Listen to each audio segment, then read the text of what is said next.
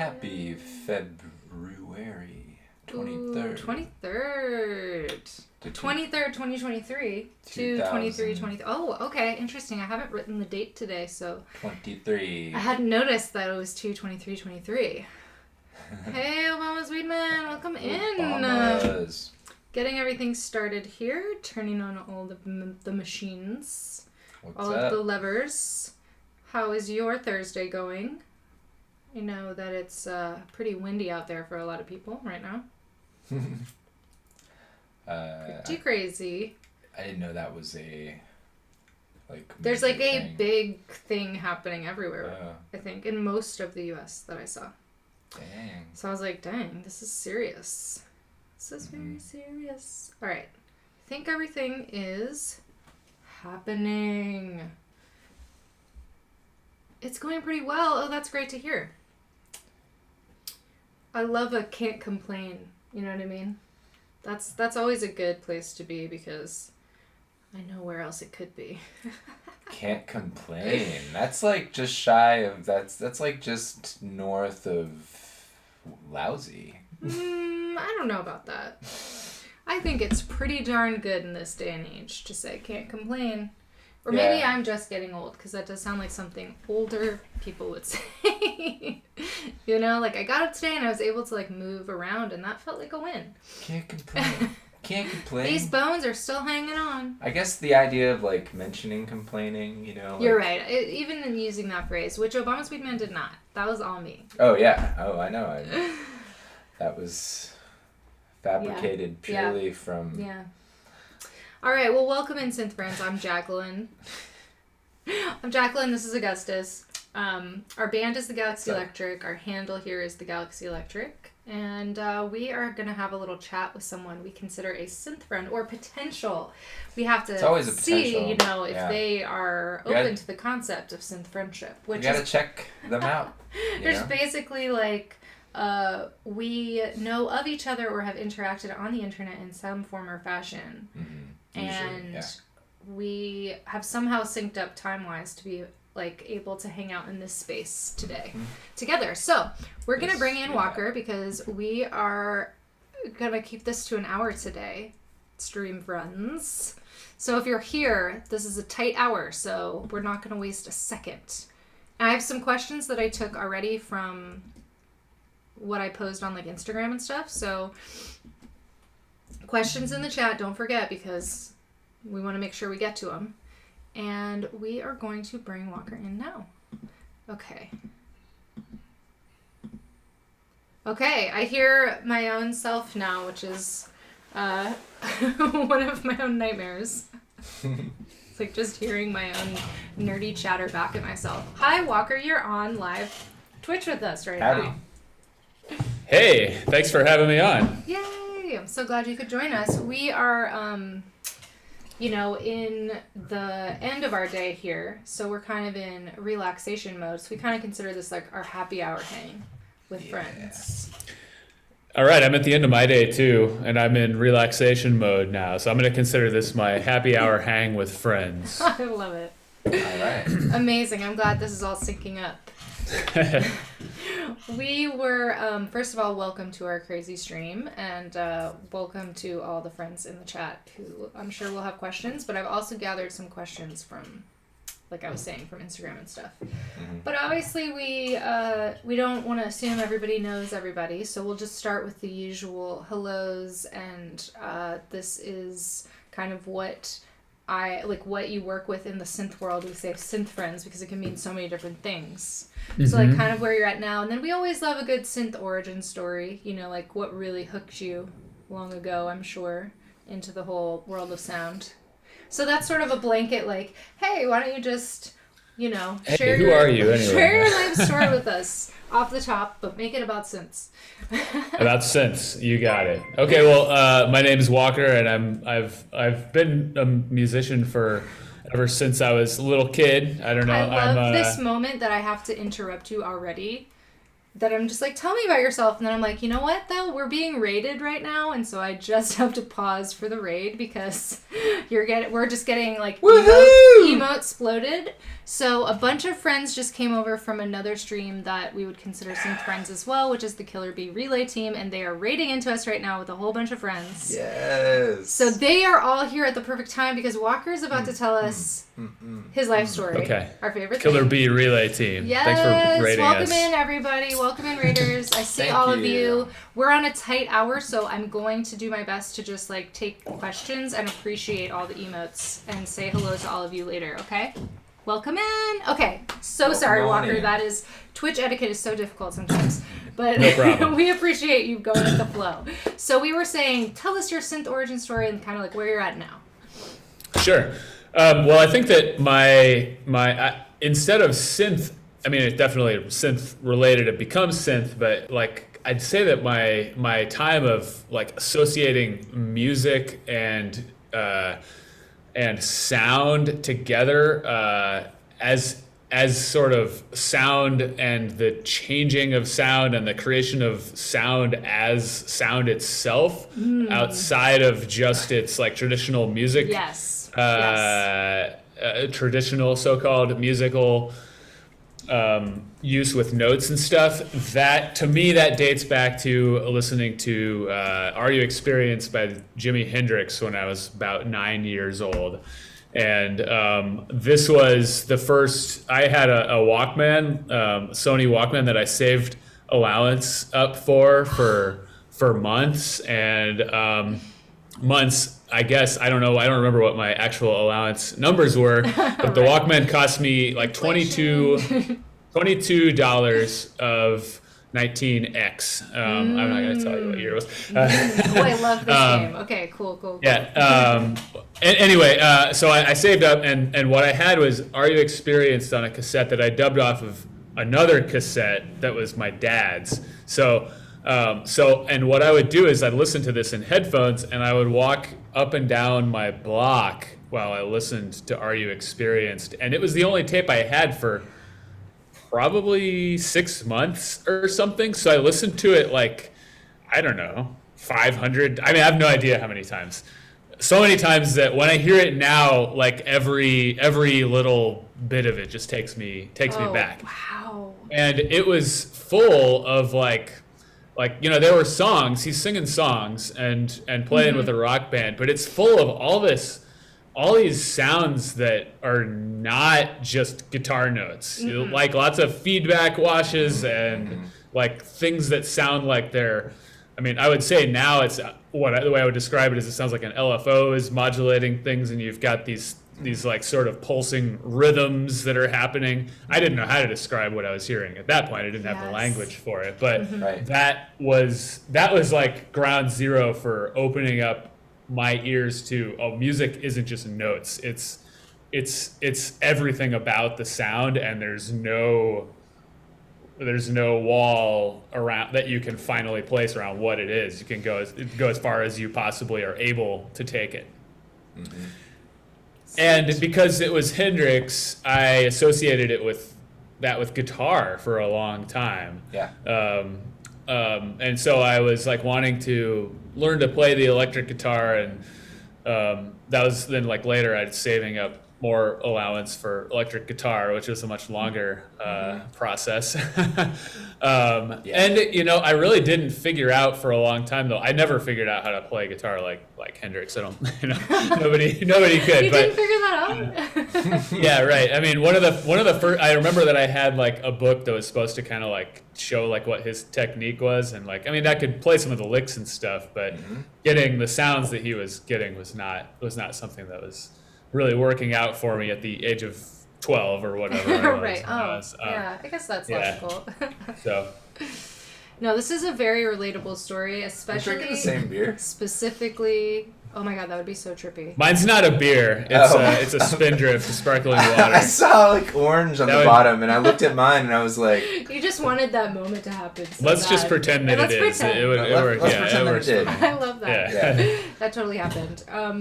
The specificity of growing up in an era where you only had one cassette, and what that does to you as a deep listener, that is very relatable to my like also sound journey origins.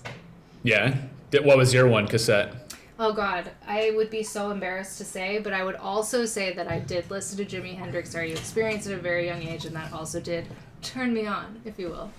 Me as well. I definitely covered songs from that album in my first band. I played bass. Nice. So like, I love this. actually, you made me realize like where I had heard some of my first like Mhm. tape shit and like, yeah. Oh, for sure. Besides the Beatles, Jimi Hendrix would be the other one. Yeah, I kind of forgot how much of it that album had, like how much sound design that album has on it. Yeah, honestly, even the way the vocals are mixed and stuff is very like, it is not traditional. No, Right. it's like that. When you hear that album, you're just like, wait, I thought this was going to be a rock album. Like, I thought maybe it would be some jazzy stuff, but like, what even What's is funny this? to me is I still consider that like the best rock album. Ooh, It yeah, doesn't, for sure. it like nothing else rocks harder for me, even after, you know, however many decades since I heard it, you know. Oh, for sure. It definitely gets to live in that category, absolutely. But it was like, you know, genre bending, and also, like you said, it helps you think about sound differently when you listen to someone like Jimi Hendrix. And the way absolutely. he's manipulating sound, not just, oh God, we're such nerds. We were talking about this earlier. Well, Like sound wave nerds. But he was into using the studio as the instrument. yes, exactly. Yeah. So I was thinking, Yeah, and he was- you went to the UK and he was like looking for people who were wanting to experiment like this. But yes, go ahead. Yeah. So, but then, I mean, as far as synthesizers specifically go, before I ever encountered what I would actually call a synthesizer now, something that I would currently describe as a synthesizer, Sure. I think that my first kind of experiences in that direction were actually via computers, because I had we had like, you know, the compact desktop family computer with 4 megabytes of RAM, and I mean, a lot of it had sound programs that would let you just do things like as simple as like changing the sample rate of a wave file. Like, I did so much just sitting and messing with these different numbers and stuff, and I download freeware programs that would let you do stuff like convert an executable file into a waveform and then listen to it.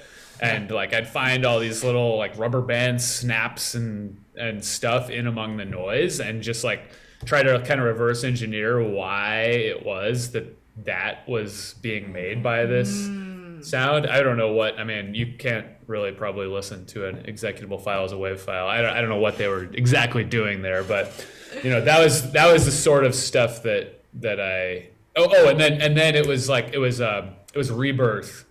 I was And waiting stuff for like it. that. It actually had knobs on it that you could like turn and you know, filter sweeps and everything. Yeah. So I encountered all that before I got my hands on an actual filter knob. Yeah.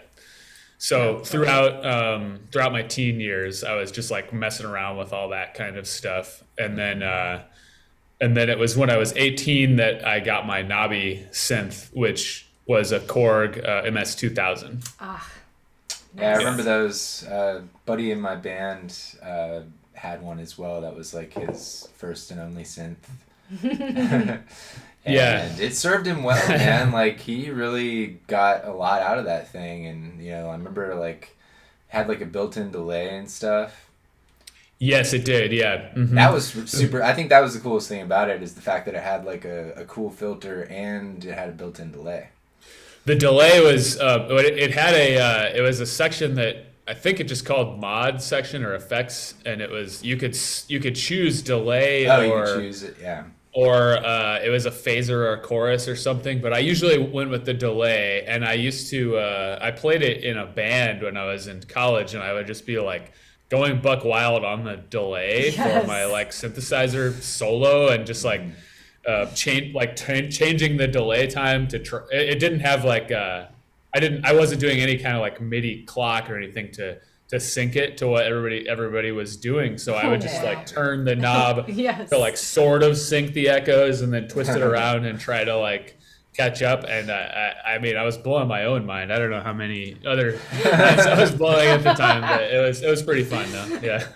You're like, no, if you really understood what I was capable of doing, though, like, I've always dreamed of this. I mean, I think that a lot of people really, like, I think that I didn't really associate synthesizer playing with something where you were constantly changing and tweaking the sound. Right. I think that for so much of like pop synth that we heard was like you'd find the sound you wanted and then like play it like it was a keyboard, and it would be like the sound that you wanted to fit into the song. And I was playing it in a way where I was just like constantly turning everything and going in every direction. And I mean, I don't know how well that mixes in like a rock band, but I did feel like I was doing something that I hadn't heard before, even if obviously wasn't something that nobody had ever done before. It was definitely something I wasn't yet familiar with, which was fun because it's fun to kind of like feel like you're striking out into some new territory, right? Oh, Yep. for sure. I was gonna say you sound like a sound chaser, and For it sure. caught you in that wave, and you just had to follow it, even though everyone around you might have been like not quite there. Because I may be overstating how much other people didn't dig it, because like we had like it was a college band, so like, you know, we had people who came and like got down pretty hard. But No, I'm sure the vibes were hot, but like just that idea that like even though everyone's enjoying the experience, you're enjoying it in your own way that no one else is probably getting. Yeah. Yeah, and I mean, I also sat with that thing with headphones in my Exactly. room for countless hours, just seeing what happened. So, yeah. Dude, that's such a good point. Like, That first just synth that sitting you with it. Again, it's like explore, the cassette. You just have the one synth. You can really, you're so focused on Right. it. You're so just like, you know, enamored by like, you know, the depth of it usually, you know, depending on which one it is. But for me, it was the Axis Virus B desktop. Which, That is also a VA synth, right? Mhm. If I'm remembering right. Yep. Okay, I've never used one of those. 16-part multi-timbral, which was the super cool part. Oh yeah, nice. So I could get into a sequencer with it, and but yeah, like just like the depth of that thing with the effects and everything, like it literally did, those virtual analogs like literally did everything, you know what I mean? Like, and people that I knew that had experience with analog synths were like blown away by what I had. Like they were like, whoa, it has effects. And it stays in Right. it stays in tune. that part. Like, what? That's not a synth. And yeah, but then I tried to like, you know, basically just try to steer away from like the trancey presets, That's a challenge. which was kind of hard to do. A lot of trancey presets on those things for sure. Yeah, the MS-2000 had 4-note polyphony and definitely was not polytimbral. That was it. The four voices is what you could do, but it had step sequencer and a bunch of other stuff like that. Yeah, and analog was like mythological or something. Like you heard about it, but you didn't actually encounter it. Oh, sure. Yeah. Like at least that was my experience with it. It was like legendary. Yes. Yeah. I mean, there was like a that's so sweet true. spot in the like early 2000s where I feel like it was pretty cheap. Like you could get like an SH-101 That's a very common for first synth as well. $650 or something, you know, which still, you know, it's some money, but compared to today's prices, like, Oh yeah, for sure. Yeah, and I did have, so like when I was in my 20s, I had kind of a vintage synth chasing period, and like I was actually talking to somebody a coworker of mine the other day about the Juno that I had, the Juno 106, which I bought for $400, which sounds like it sounds insane now. Like, and it's really, but what's insane to me is what it costs now, because when I think of it as a $400 synth. Right. exactly. No, I remember when they were that price myself, like for sure. So, yeah, $400. Yeah. Oh man. And then I sold that with every other synth that I had to buy modules. You know. There we have it. That's the full journey, everyone. That's eventually where I got. Yeah. Same. Your full synth origin story to now, which is just There it is. modular. Long story short. Not exclusively modular. I still Sure. use other synths too. But modular is definitely, and I use other stuff that's not synths. I play the piano too. I didn't mention that. Oh, right on. Okay. And I'm into. I mean, I like field recordings and everything weird. I like it all. But modular synths are the core for me. Yeah. Yeah. Well, I know that you perform with modular, so it's I can imagine versus other stuff that I'm playing around with is a lot harder to bring and have a set with than your modular rig. Yeah, I've sometimes like supplemented it with something, but I know that like a lot of people will use drum machines and sequencers and stuff to supplement with their modular, which I don't really do. But I will sometimes. I do also. I have some of the Seattle Lombard synths, the wooden synths with bananas, right. and they are pretty weird to play live because they're so like even if you're used to modular, there's a level of unpredictability there that is a whole other thing. But I've sometimes like put it into the modular to process it and stuff like that. Exactly, right? Like there's certain things that are a process that you're doing versus something that you might prepare for like a live set, right? Oh yeah, for sure. And when I'm preparing for a live set, I definitely take a pretty different approach to how I'm creating my piece, I would say, because you want it to be. That's another thing about modular is like you have often the possibility of like horrendous crashing and burning, and it's you kind of want to minimize that possibility a little bit. Yeah. Yeah, it's the excitement of it. It is. That's what makes it good, because I do think that like I never feel like I'm just on rails. I'm always wrestling with something, and I think that energy translates into what's coming out. So like, yes, even I can it's not validate that from the experience of listening to your music for sure. I mean, it's not just frustration. It's like it's everything about. Oh no, I didn't mean it that way. I totally no. Like, sorry, very actively and intentionally like crafting the sound, like with the sound. Yeah. I'm always like I'm listening really closely to what's happening and trying to react. And I can hear that. Yeah, exactly. And I'm not saying that that's not true with any other instrument, because it certainly is. Sure. But for me, it's like it's extra true with modular, because like there are so many variables that you're like trying to sort of keep right. under control, It's not so much that like of course I'm listening to what I'm doing, but what you're saying is that you're listening intentionally for the like don't like that feeling exactly. Is like you are there is a way to play modular that doesn't feel that way, is kind of what I'm trying to say. Yeah, and I think increasingly, in the last few years, the type of tools that have been made in modular have made it a lot easier to play the type of set you would play with groove boxes and stuff like that. Exactly. And that's great. I think that's great, because people can do that while also kind of going far afield in their own like thing that they can do with modular and kind of like have the best of both worlds. For me though, I really like the mess. I like to like have some unknowns, and for me have to discover where I'm going while I'm going there. I feel like that really brings more the energy that I want into a performance. Heck yeah. So that's like one area that we really play with, right? Like riding that line. And we've experimented with that feeling of like, sometimes we were just like, let's just MIDI sync and be done with it, and let's just get over this whole thing. But then we lose that energy, and so we've had to just kind of surrender to the chaos, I guess. Y'all play as a duo, right? So I mean, you get some energy from the interplay between two people that is kind of like that too, right? Yeah. For sure.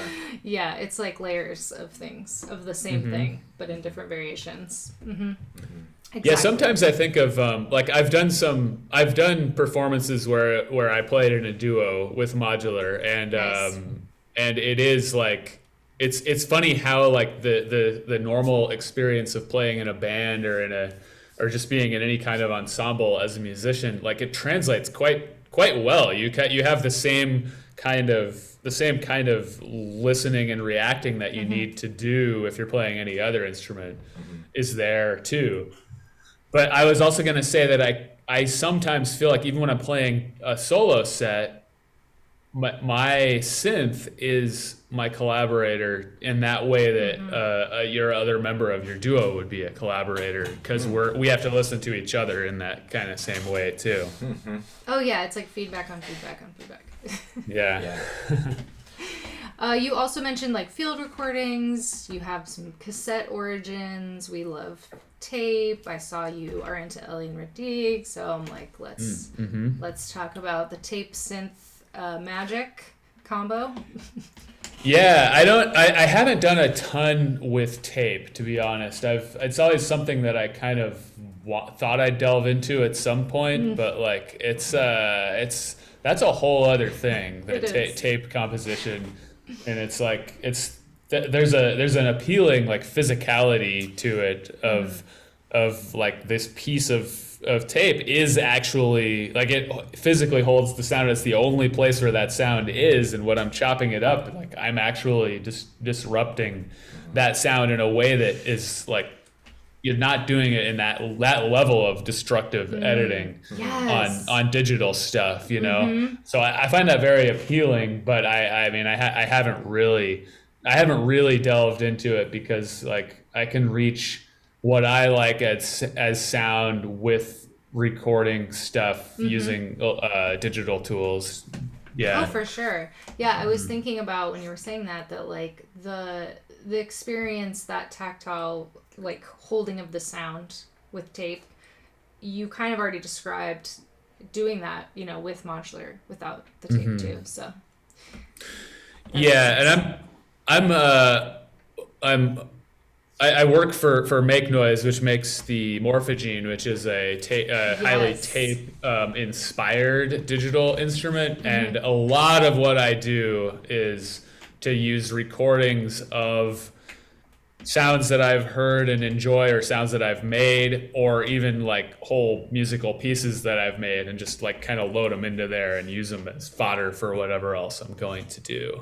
And it's definitely not the same as composing with tape, but it has an instantaneous like playable malleability to it that's probably like the core of what I do right there. Yeah. Oh, sweet. Yeah. So there's like a tape music tie-in, and it's like we like to think of it as like we're using sort of tape music approaches or sort of philosophy, you know, sort of that idea of destructiveness or falling off the cliff, but now that becomes where we're going, and that's gonna have to be okay, and the impermanence or the permanence makes it feel impermanent. Oh god. Yeah. I'm trapped.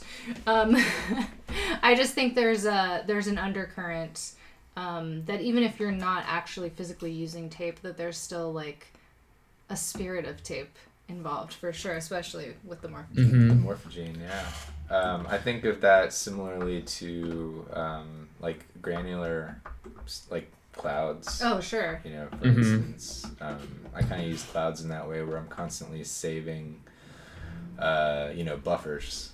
But you don't get as many of them. But I kind of like that. Like it makes it so that I don't lose track of what I got saved. Those it's limitations like I kind of are like important. I can always remember like the four sounds that I put in there last. Whereas like and it doesn't take me out of the spirit of like sort of patching. You know, like for me. Yeah.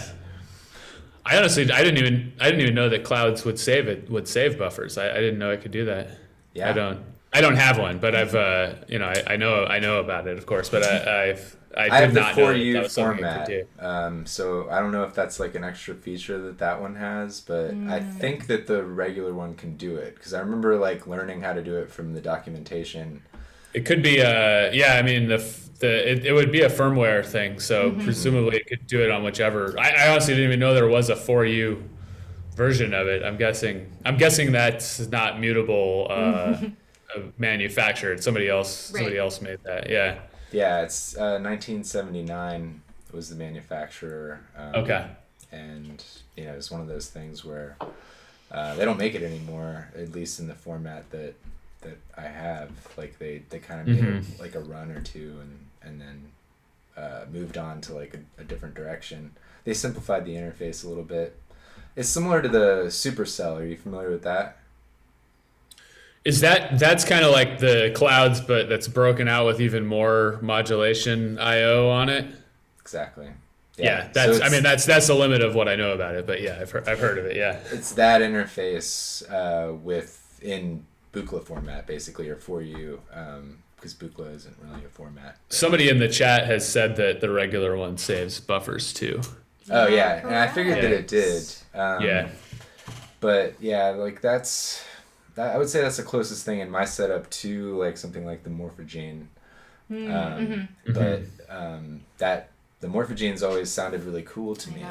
And we've actually had conversations about how it would be cool to have one in the family, so to speak. When we're building our VCV rack stuff, you know what I mean? Everyone keeps bringing that up. I'm like, yeah, that is the way to deal with your gas. When you have a little gas you need to like offload, you just go to VCV rack. Yeah, it's a great place to work out some of that energy. Yeah, it's got to go somewhere. Can't always spend it. We talk about limitations a lot. I do have actually, let me make sure I don't forget. Speaking of VCV rack, is the Make Noise stuff represented there? I actually don't know that much about the third party developers that are involved with that. No, there's not like official Make Noise modules on VCV Rack. No. Okay. That's probably why you asked that question, because you're probably looking for them. Yeah. Well, I just didn't know. I have no idea. I've only really scratched the surface on VCV Rack. I've messed around with it a little bit. I think it's awesome that it exists and people can use that to try stuff out, or if you have basically any computer at all, you can be like patching up modules and stuff. That's awesome. Yeah. I don't really find that the actual interface and form factor of a module translates very well to a screen. Like I feel like the things you would do on a screen are like a different type of layout from what it's is like in a physical becoming space. its own. It's like its own experience, its own genre, even. Because people on Twitch will just throw their screen up and like be playing music or learning or just doing it live. That's cool. That's cool. Yeah, I need to. It's been a couple of years since I looked at it. I should pop back into it. I feel like it's grown a lot in the last couple of years. So I haven't used it much lately myself, and I feel like it. You're right about the interface. Honestly, like it's more. It's one of those things where like you're feeling like it's a handicap, to mess with the interface, and you're doing it only because the desire to make the synth happen in your computer. You're like, I can have a modular, right. However, now. I mean, I think that and I agree with that, and I'm the one who brought that up. But like that definitely comes from like the position of the privilege of actually like having the physical ones to like tell me what this is like supposed to feel like. If I were like 13 or 14 now and encountering VCV Rack, it would be blowing my mind the way Rebirth did back then, And and I think it's great that it exists. Yeah. Yeah, it's freaking cool to be a kid these days. As a Rebirth fan myself, and Reason and all that, I'm a big music software person as well, just from the era that I learned about electronic music stuff. And so I agree. It's awesome that the software exists for folks to play around with at any level. Yeah, that accessibility is crazy. My brain has a hard time believing it sometimes. I did share a photo of you from your page that had an old organ, and someone wanted to know if it was a Farfisa or something else, and if it had MIDI or CV out. Yes. It's a Farfisa, which belongs to Make Noise. We have kind of a collection of various vintage and modern stuff that I'm very, very lucky to have access to. So I was playing it to because Pete, my coworker who runs the Make Noise Instagram channel, was trying to do something with Farfisa, but was finding that filming himself with this instrument was a little too much to handle, like the filming and the playing of it at once. So I just saw him messing with it and asked if I could try out the sort of patch that he'd come up with, and I started messing around with it and discovering that it has this mode that's almost like an arpeggiator or something. It's like called like a percussion switch or drum switch or something. You pull it on, and when you press the key, oh sure, it just repeats the note for as long as you're playing it, and it has a slider that lets you change how fast it's going. Yes. And so when I did that and was running it through our system that was it had a mimeophone like creating echoes of it and stuff, I felt like I was in Terry Riley like Rainbow and Curved Air mode, and we made a whole little video about it for the Make Noise Instagram channel. I'll see if I don't know if I'll be able to pull it up while also trying to talk. Yeah. But I think if you were to dive back in, just scroll down on Make Noise's Instagram timeline for several months, you'd find that video of me playing that Farfisa. Oh sweet, someone's gonna throw that in our Discord later, I'm sure. It doesn't have any MIDI or any of that kind of stuff. It's just the way it was, and there are some things about it that are a little busted for sure. It's a vintage organ, yeah. Those are my favorite. I've always wanted one of those. It's just never been enough of a priority. Right. Yeah. There's been a few opportunities hard to be that like, have come up. I'd like another organ sounding keyboard, please, because this one is my favorite.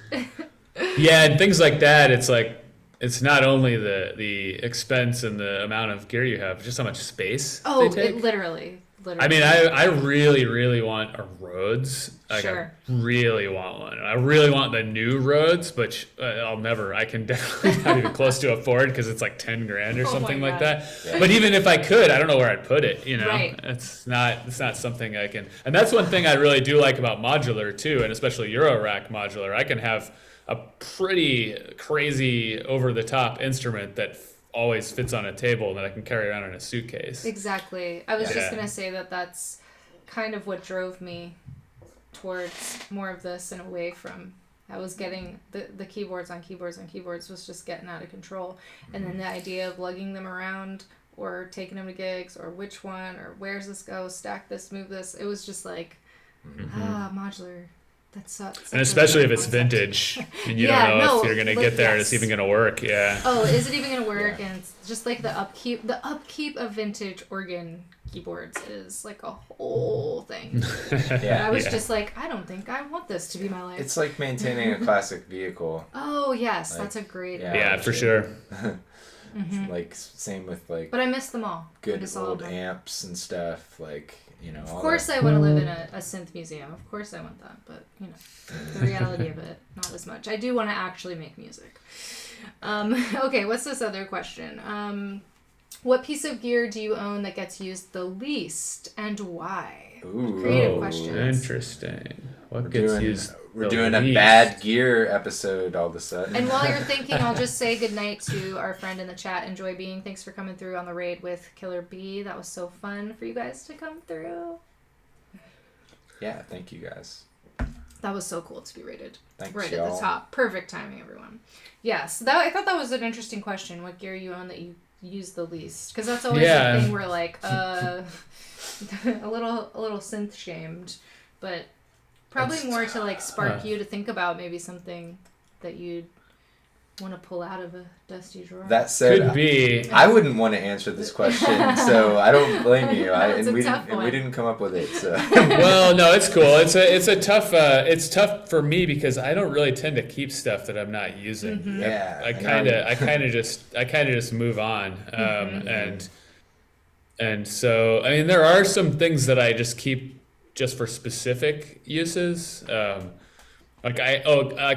example, I guess I have like a Korg SQ1 little 16-step sequencer that's in a box like this big. I probably haven't used it in a year, but I'm not going to sell it because I will use it, when I want that like kind of little sequence on some little synth, like that'll be perfect for it. But usually if I'm not really using something much, then I'll sell it. Because there'll be something else that I want. I know, it makes me wonder, like, is there something recently that you had to be like, it's time, I need something? Well, I mean, I have a few modules that like I'm probably gonna sell because I'm not really using them that much. It's not now. I'll preface before I say what they are that they're not bad modules. They just don't fit perfectly with what I'm doing. Yeah. Like for example, I have one that's very cool that I was like trying to track down for a really long time. The ARC artificial neural network. It's kind of what do you call it? Cybernetics influence Nice. module design that has a bunch of sort of logic circuits and things where it'll take different signals and weigh them in different ways and let you sort of like construct different logical paths from it and stuff like that. That's dope. And it's very cool, but the problem is it assumes everything that all the gates you're using for it, mostly talking about gate logic, is weighted to being like 0 to 5 volt gates, and almost everything I have puts out 0 to 10 volt gates. So I have to like attenuate everything in this really touchy way, or else run through tons of attenuators to really fully use it. And so it's not, for me in practice, it's not turned out to be quite as useful as it was in theory. And so unfortunately I just don't really use it that much, and so it's gonna go. Tear for that guy. It is, because it's a really cool module. Yeah. I want to say Make Mistakes just said hi in the chat, and I think that was their question that you just answered. So cool. They're at the right time. That was perfect. And I love that you found like such an interesting answer and why for that, when that seemed like it was going to be a tough question. That really turned into something exciting, and now I'm like really excited about this module you were just talking about. Even though I get the downside, just the idea that you brought up that it's cybernetics like was thrilling to hear. It's a subject we brought up before. Yeah. Is that right? Yeah, it's a really cool concept, and I love that idea within, and I like anything that sort of allows me to sort of feel like I'm creating a system of conditions or something like that. If I'm patching and it's like a Rube Goldberg machine, it's like, that's so fun. That's like gets my mind moving in a really like interesting ways to like these kind of concepts that you might not necessarily normally think of in terms of like how you're going to create music, but they're ideas that with patching you can kind of have an idea and find a way to make it real by patching it. That is such a cool part of the whole way that instrument works. And yeah, it's a little bit of a bummer that it didn't work out well for me, because I was really excited about this module. I still think it's really cool for somebody. Yeah. Oh dang. Yep. No need to explain. It's just one of those things, it's a business transaction. No feelings. You were talking a little bit about kind of like how much control we might have over the actual output versus the parameters, and like, do you like to play around with that? Do you have like a certain place you like to sit with it more often? Did that question make sense? I'm thinking I'm more not about, sure like, I know how to answer that. It sort of borders on the idea that we talk about sometimes with like AI and music, and we always come back to the idea that like there's already some of that going on, and some of it that can lead to these cybernetic results of, well, I set this up and I don't really know what exactly is going to happen, and I want that to be the thing I play with. Yeah. Well, I'm not sure if this exactly is the answer to the type of answer that your question was looking for, but I can say that when it comes to AI and anything that's sort of trying to construct something in that like intelligent sort of way, or generative music or algorithmic music, which are all things that I have a long interest in. What I dislike is when it is looking for, what I dislike is when it is genre based, where it's like analyzing a genre, figuring out what it is that makes that genre, and then recreating it. I don't like that. In fact, I kind of don't like genre in general, because I feel like it has this tendency to be a thing that like starts from its conclusions, and especially when it comes to AI, it starts from conclusions that can so easily be like just coded in ways that I just don't like. I think I'm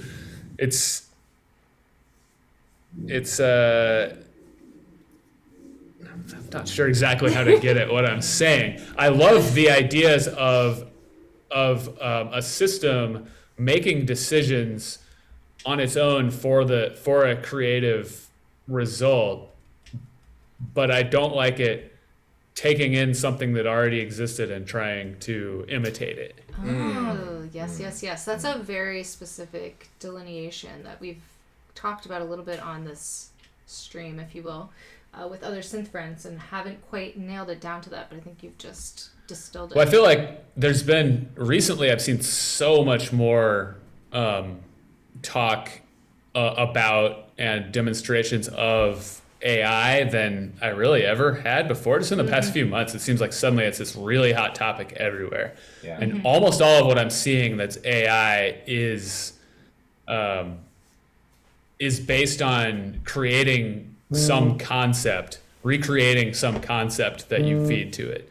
Like what if we didn't need human input, right? Like what if we could just I want to hear jazz play by Tool, or like I want to hear I want to see you just pulled words out and like mash them together, and it feels like what it's doing is taking this, it's pulling from a wealth of existing, like a catalog or an archive of information that exists, and smashing it together instead of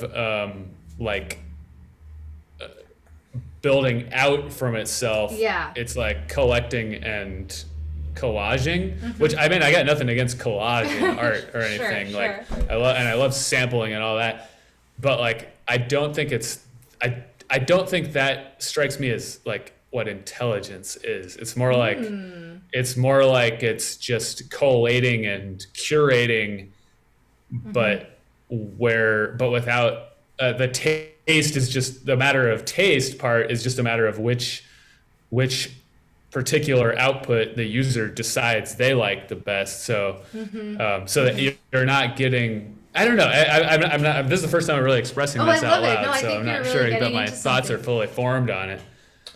Well, I think we're hitting on something interesting. Yeah, I mean, we were actually just talking about it the other day that taste is like a really important element. No, that's really funny. It's like, how do you code for taste? You know what I mean? How do you even define taste at all? Like, there's no. It's like such a like it's. When we're like, yeah, we know what we mean, but like, do we? I don't know.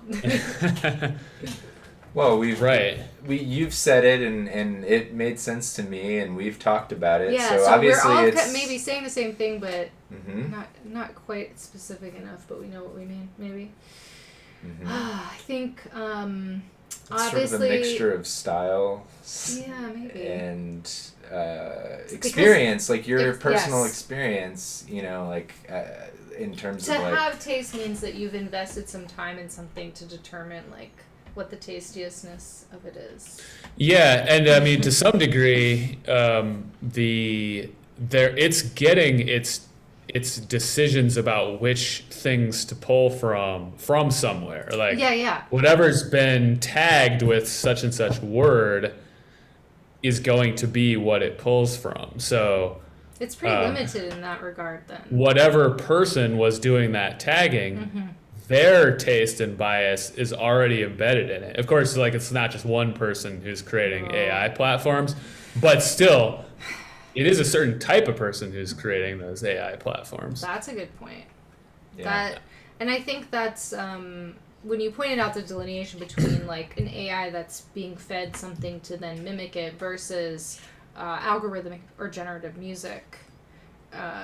That's really like a good point that's helpful to me as I continue to explore this and ask this question, That's actually more what I mean, I think, and less even interested in that idea of like, how can we make the robots more like us so that we don't have to do stuff? I don't really know what the point of that is. I do think it's like fun, it's like a game, and it's fascinating, but I think I'm thinking more like just the idea of you have control from the input standpoint of like what you are going to set up, but to allow the generation to occur in whatever level of randomness you're deciding.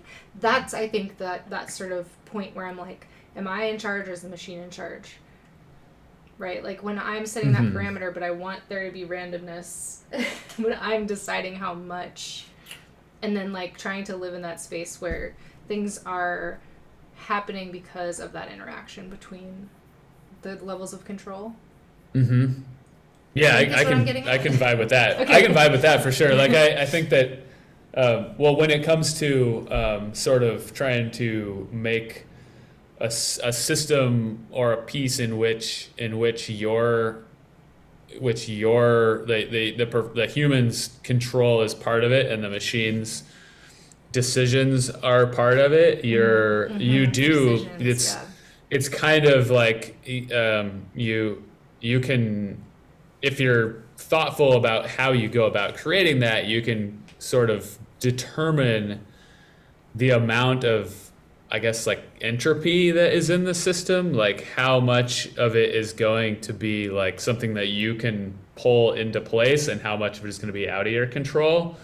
And you can even make that change over time so that you are pulling stuff in at certain times when you feel like it and then letting it do its thing at other times. And there's like a bunch of different ways to do that, where I think that like, well, things like feedback are a big one, right? Like, and then cybernetics, that's big too. Exactly. Like you're putting something out and then it's being processed in some way and then brought back into the input. And audio feedback is that happening at like instantaneous levels, but in a modular or like a computer music environment or something, you can sort of create like these stages that happen at discrete times and then control how much of like the other influences are making it back into the starting place and how that's going to push what's happening next.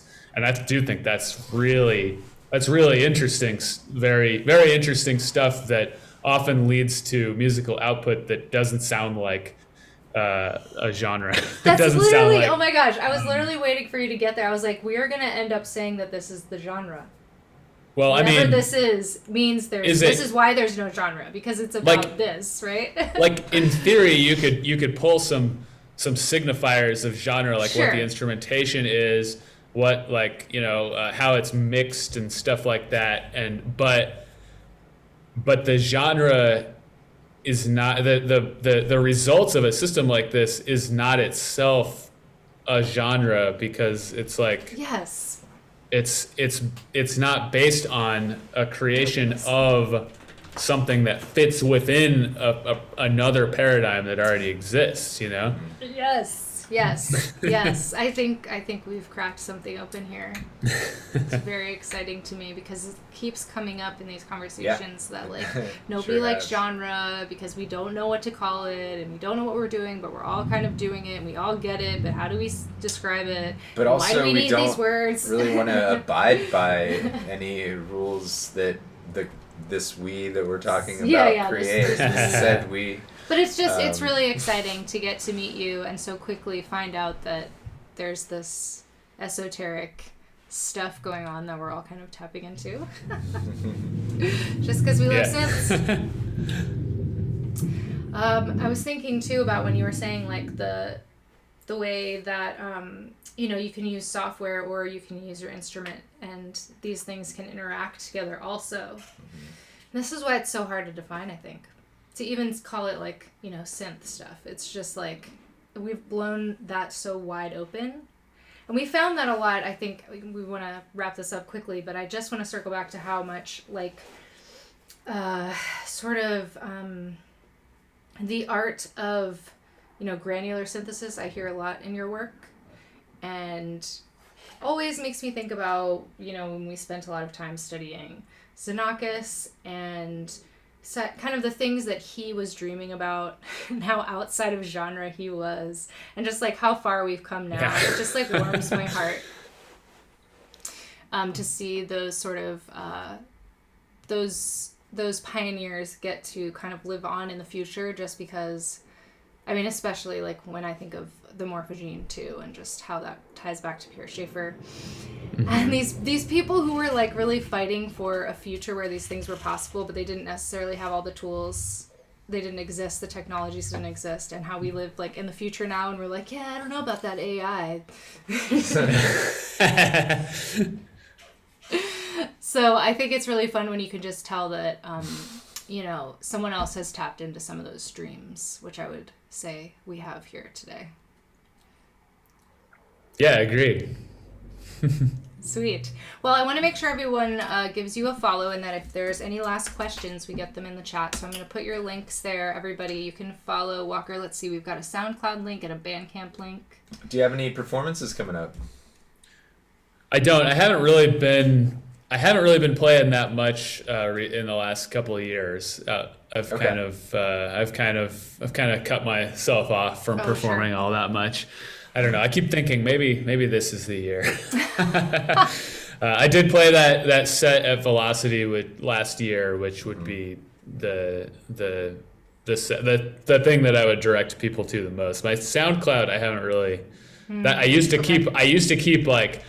to put all my like random recordings of shows I played on there. That was like the repository for my live performances, but I've kind of there might still be some on there. I don't know. I hit a lot of them over the years too. The Bandcamp is really where I would direct people. Perfect. Yeah.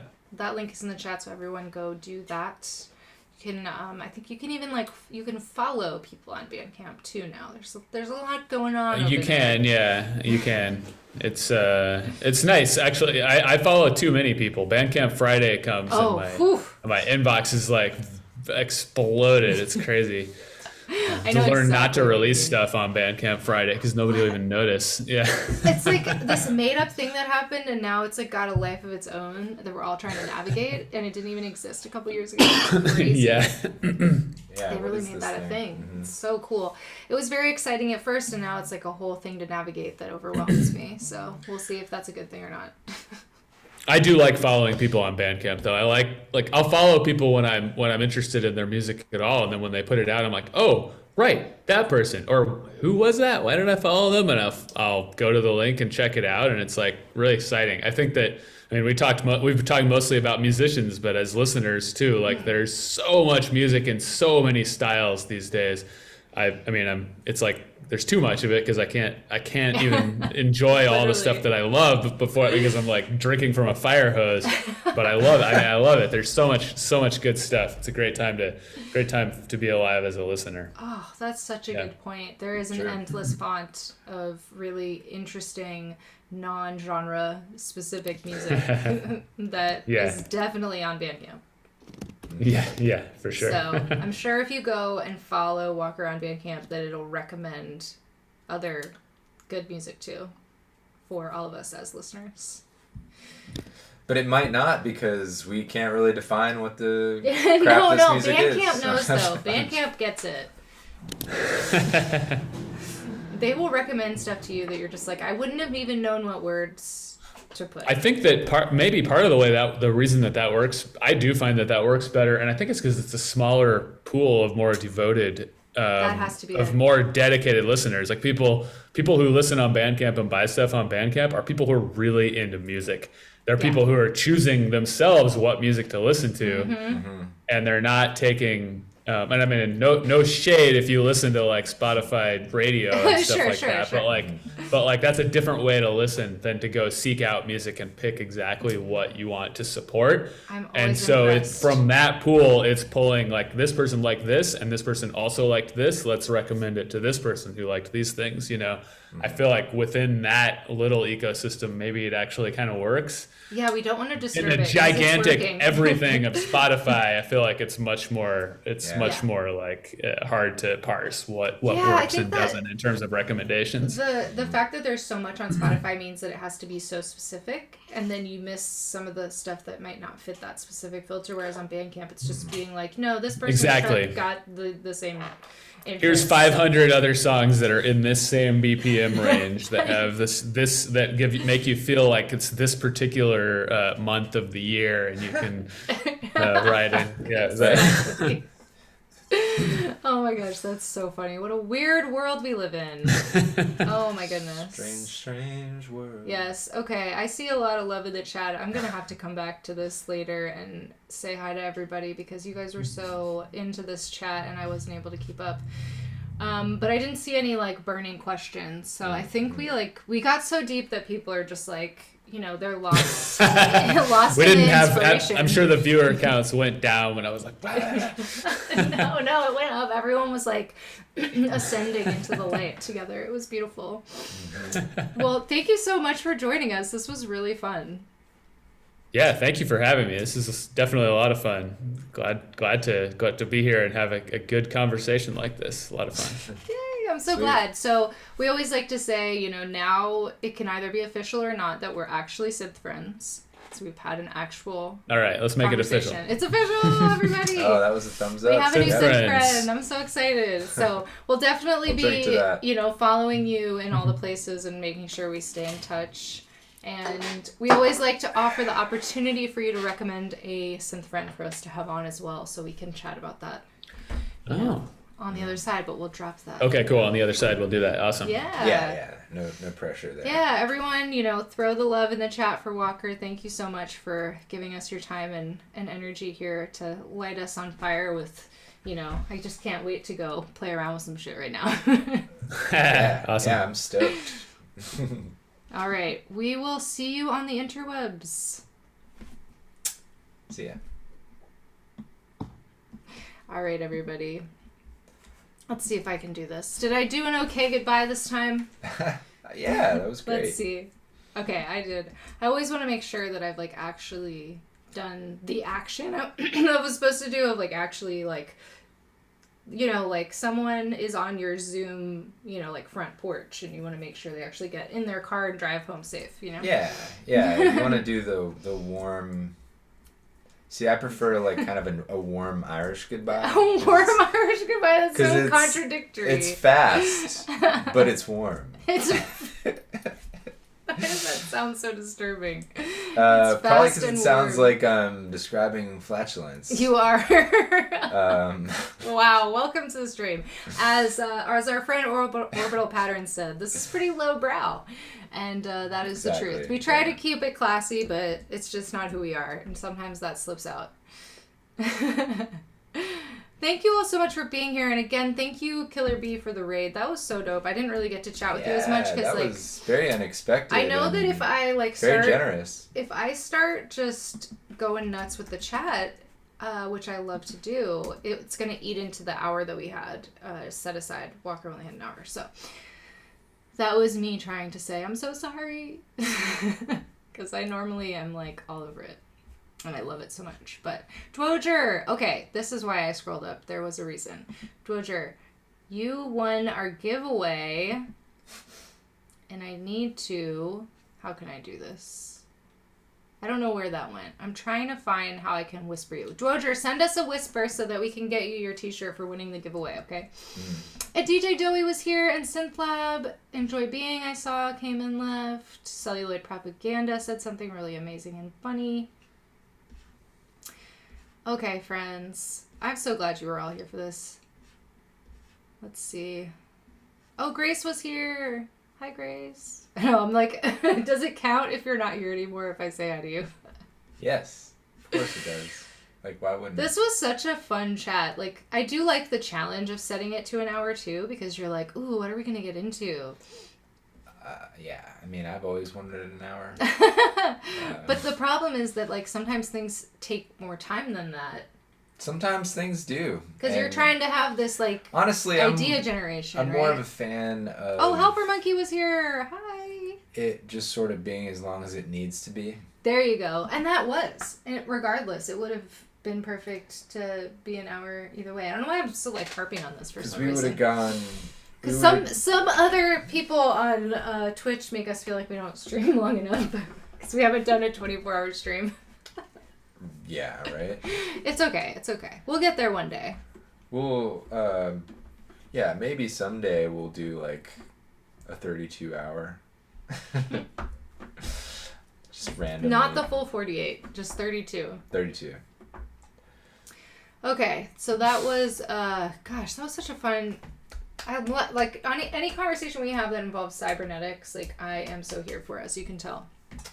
Oh, yeah. It just puts you in this headspace of, like... I didn't feel that equipped to talk about it, but oh, I'm sorry. I mean, not that, I feel like I know a little bit. I know a little bit enough to be dangerous about it, but I just, I didn't feel like I had much to chime in on there.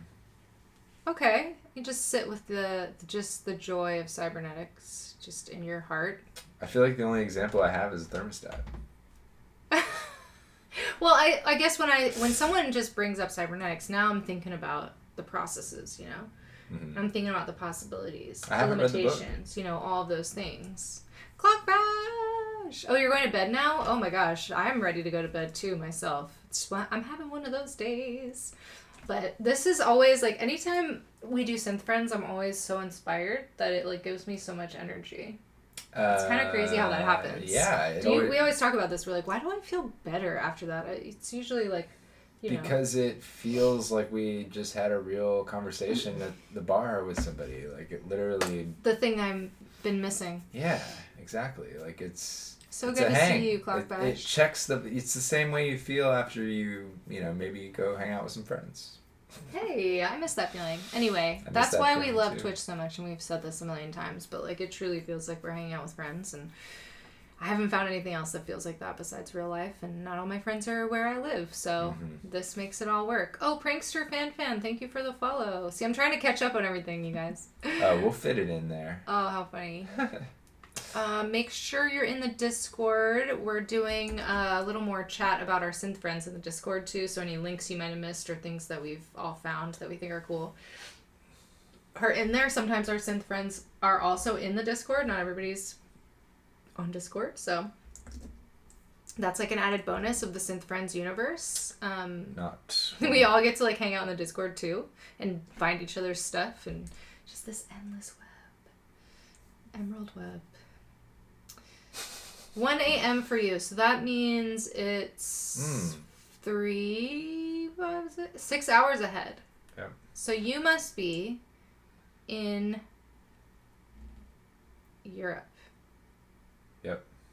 Because the UK is 5 hours ahead.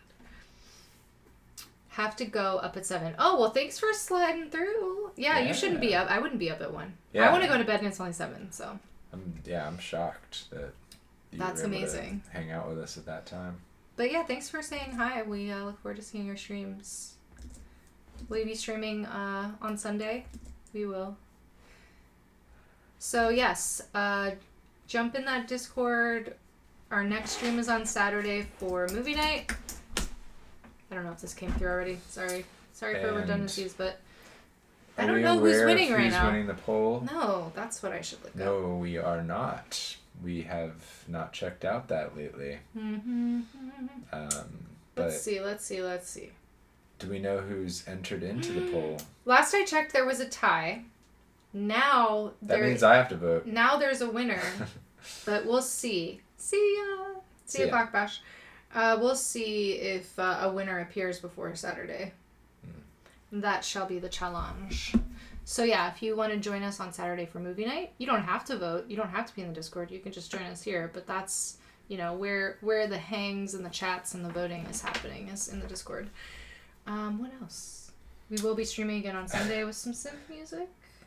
Yeah. And sounds like it. Yeah, this was just really fun and really inspiring. So I'm really stoked. Be rocking those saved clouds buffers. Yes. No, I try not to save too many buffers for improvised streams, if you will. Ooh, save your buffers for the real deal. Save your buffers every time. Oh, so many friends are streaming right now. Oh, it's one of those where we It's one of actually those have Thursdays. a selection of people to choose from. Other streaming friends. Yeah, there's just too many. It's so fun to have so many friends who are so including talented. Including my boy DJ Paul Santana. Oh, we love Paul Santana.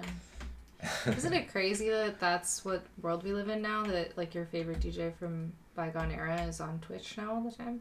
It's crazy. It's pretty nuts. crazy. Oh, okay. I can't resist this. I can't resist. I can't resist. Lots of deep sighs today, let's just say. I don't want to shit too much on the weather, but it's a little too warm and a little too windy today. My phone reminded me that like on this day last year we were having a big snowstorm and we just haven't had any snow, and it's just really weird. Mm-hmm. Not to go there, if you know what I mean, but that is my reality today. It's been a strange weather month, really. A strange weather month. Would you agree? Yeah, I would totally agree. I don't think anyone would disagree with that. And it's been a strange month, really, in general. I think February is just not my fave. Thinking like of the UFOs and shit. The UFOs part. I was going to say February is always weird because you're I was looking at that big alien behind me and I was cold, like, oh yeah. Oh yeah. There's that whole thing where like for a while they were like, oh no, UFOs. And then they were like, they're not UFOs. And then they were like, we can't find them. Get over it. We're never talking about it again. And we're like, oh, you're right. The weather's being crazy. I should probably not worry about that. We still remember that lost Malaysian plane. Like, oh, don't even get me started. Oh no. Not that situation. And that was really something. And we have talked about rewatching Lost. It's not too soon. What do you think? Oh, rewatching Lost? This is so hard for me because, like, we're always cycling through something, right? We like to stay inspired by stories and movies and TV shows and stuff for our music. And, the Lost plane, so ridiculous. It's hard to... I think we just kind of go with our instinct, you know what I mean? Mm-hmm. Like, hey, I think I'm down for some Lost right now. And I haven't felt the yes to that yet. I think I just feel overloaded with. I haven't. I mean, I like playing around with the idea of it, but I don't think that I've gotten the yes either. Like I don't know. You're throwing it out too to see how you feel. I like it. It. Well, Lost just I keep so imagining much to Desmond so like Lost means cycling so much to us. down in the bunker. Like I can't feel ready for it because it's gonna mean so much to me to rewatch it. Yeah. That I'm like, oh, no. I'm watching too many different. I'm like watching Love Is Blind and like. The Last of Us right now. Like, I'm not in a good place to, like, sit down and focus That's been a great show. The Last of Us? I know. It's sort of, I would say it's related in that mushrooms are involved. Yeah. And I feel like that's, like, a spacey sci-fi element. Yeah. The way the mushrooms are involved in that show. But everything else is just, like, a regular show to me. Mm-hmm. It's not that sci-fi. Mm-hmm. They play with time. That's kind of sci-fi in the storytelling of it. Yeah, that's a good point. I mean, it's sort of like monster sci-fi. I'm talking about like space sci-fi. So when I see the mushroom stuff in that show, it makes me think about, Invasion of the Body Snatchers and also just how mushrooms are kind of trippy. Not that they take you on a trip, but the fact that we know so little and they're doing so much. Right. Don't get me started on mushrooms, honestly. This is going to be a whole other kind of stream. The magic of mushrooms could be a topic of its own. Just like the amount of different kinds of mushrooms and things they can do and all that kind of stuff. Yes, Last of Us, Great British Bake Off I'm usually putting on some version of the Bake Off at night as I go to sleep because it's just the most joyful I don't know why that show is so joyful. It shouldn't be, but it's just the most joyful thing I can possibly think of. So it's always my go-to when I'm like, There's nothing but pure sugar in that show. It's a very easy to digest, no pun intended, show. And I have to say, like, the not to go off on a Bake Off thing, but like, just the celebrity ones are really good too. They, like, don't miss the Bake Off. But every time I put it on, it's like a different version of it with slightly different people doing slightly different things, but it's always the same in the same regard. Mm-hmm. It's a very Black Mirror kind of experience to watch the Bake Off. Really? Yeah, because they're like, it makes you feel like there's like a Bake Off factory of hosts and contestants that are just like on a conveyor belt, and like they don't want you to notice when someone like lost an arm in the machinery and had to be replaced. Or is that just my fucking sci-fi brain that I think of? Perspective on watching that show. Yeah, there's so many variations of it that I like usually don't know what I'm even watching. That's a good point. It does feel a little bit like some of those reality shows, like Love Island. Like, we've never watched Love Island. I know, way, but the ones where Nick Lachey hosts I know there's like 1,000 of them. Is that what you mean? The ones Nick Lachey hosts like 700 different reality TV shows. Oh yeah, that too. And he's like only in like half of 3 episodes of the whole season, but he gets to be host credit. That's one of my favorite things about reality TV right now is Nick Lachey is just hosting everything, but he's never part of it. It doesn't matter if he hosted it. Yeah. It's so weird. I don't know why I'm talking about this. This is so off topic. He's Last of Bake Off. Oh gosh, Danielle. The idea of the Bake Off world somehow colliding with Last of Us. Oh, that's actually pretty realistic. Some sort of Adult Swim dimension. It's in the flower. It's in the flower. Oh my god. You really hooked on to that, and I keep forgetting about that part. Well, you kept bringing it up, like, yeah, that's in the flower, and I was like, dude, I didn't even think about that. Mm-hmm. Of course, it's the perfect substrate. I know just enough about mushrooms to be dangerous, if you will.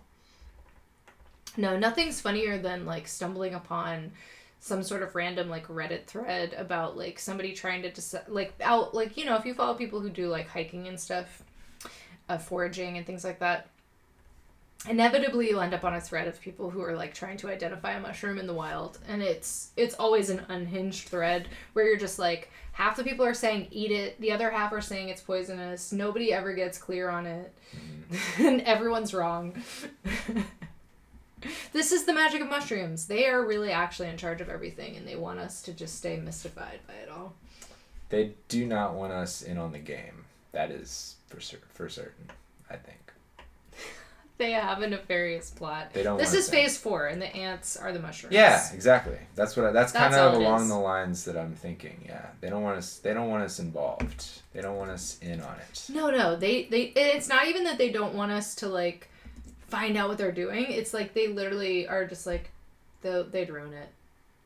Right. Yeah. Well, they make it so that like there's no way that we're going to accidentally discover what they're up to. I love this narrative now. This like story of the I wouldn't say nefarious, but plotting. The plotting mushrooms. They are plotting. The mushrooms as like Keebler elves. Isn't there an episode of X-Files? Is it an episode of X-Files where there's like a mysterious mushroom situation? Probably. Yeah. I mean, there's a lot of episodes. There are so many episodes all of which of X-Files. This is why I'm like, when you bring up a show that I know had like 23 episodes a season and you want to rewatch, I'm like, that's a lot of episodes. Right. No, I get 20 that. to 50 episodes a season. It can be quite the investment. What happened to the 10 episode limited series? Let's tell stories, but not my favorites. Let's do those long still. Anyway, let's head off to another sci-fi music person. I'm really excited. Another sci-fi genreless. Yes, musician. Exactly. Sci-fi genreless. Our friend Is that going to be theremin player. Is that going to be the new Dallas genre? Very excited for everyone to check out theremin player if you haven't already. And again, thank you for joining us for Synth Friends. It's one of our favorite things to do. And thank you for your good questions and your good interactions with Walker. Hope you'll go follow him and check out his music on Bandcamp. It's so good. We'll see you on Saturday for Sci-Fi Movie Night. I think this is a good transition for that. Thanks, everybody. See ya.